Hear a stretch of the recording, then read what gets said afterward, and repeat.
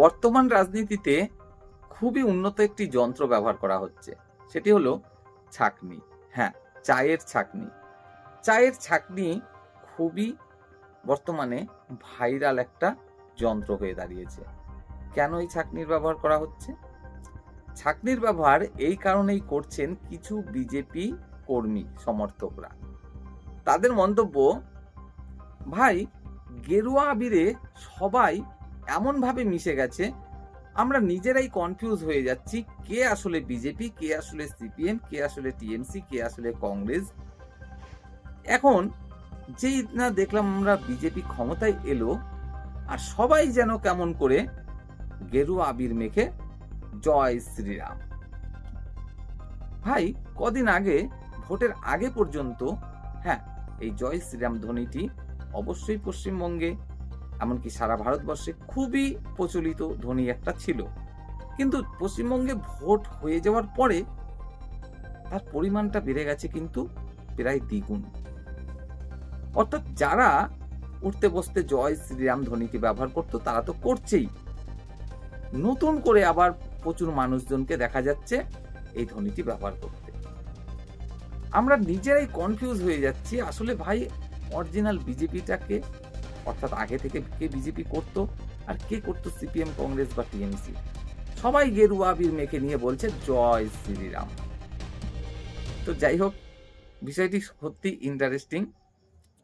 তো এই দাদা ভাইরাও এই যে ছাঁকনি ব্যবহার করছেন, ওনাদের মন্তব্য, আমরা ছেকে ছেকে ঘরে তুলছি।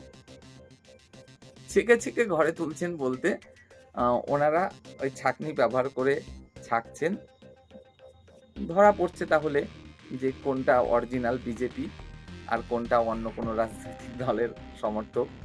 তারপরে ওনারা ঘরে তুলছেন। তো কিংবা উনি এভাবেও ব্যবহার করতে পারেন শব্দটা, যে কার মনে পরিষ্কার জয় শ্রীরামের প্রভু শ্রীরামের প্রতি ভক্তি আছে তাকে ঘরে তুলবো, আর বাদ বাকিগুলো হবে না, এরকম। তো যাই হোক, ফানি একটা ব্যাপার, তাই এই বিষয়টি নিয়ে একটু আলোচনা করলাম আজকের এই ভিডিওতে। তো দেখুন বিষয়টা, এবার আসি একটু সিরিয়াস বিষয়ে।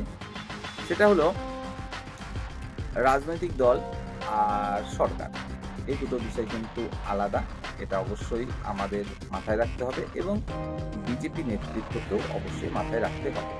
দেখুন, যখন আপনারা একটা রাজনৈতিক দল হিসাবে ভোটে লড়াই করেছেন তখন ছিলেন একরকম, আর এখন আপনারা ক্ষমতায় এসেছেন, সরকারে এসছেন, অর্থাৎ সরকার হিসাবে কিন্তু কখনোই আপনাদের উচিত হবে না যে কে কোন রাজনৈতিক দল করে সেই সমস্ত বিষয় দেখা।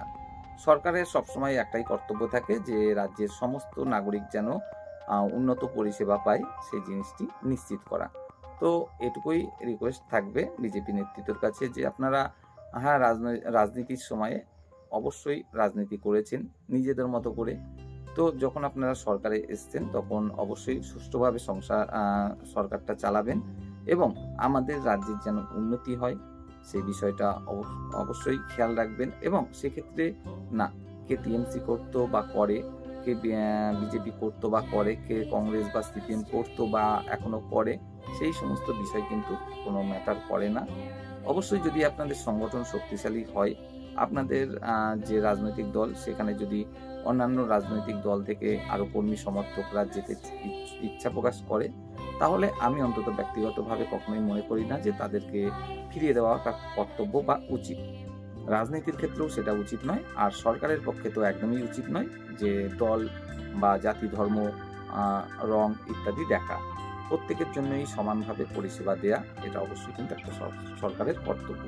তো অবশ্যই প্রার্থনা রাখবো সেটা আপনারা দেখবেন এবং আমি নিশ্চিত যে অবশ্যই আপনারা সুষ্ঠুভাবে, সফলভাবে সরকার পরিচালনা করতে পারবেন। যাই হোক, একটি কথা না বললেই নয়, সেটি হলো আপনারা চ্যানেলটি কিন্তু সাবস্ক্রাইব করছেন না, আর সেই কারণেই কিন্তু সত্যি একদমই মোটিভেট হচ্ছি না নতুন কোনো ভিডিও আপলোড করার জন্য। তাই আপনাদের কাছে এটুকুই রিকোয়েস্ট থাকবে, চ্যানেলটি সাবস্ক্রাইব করুন।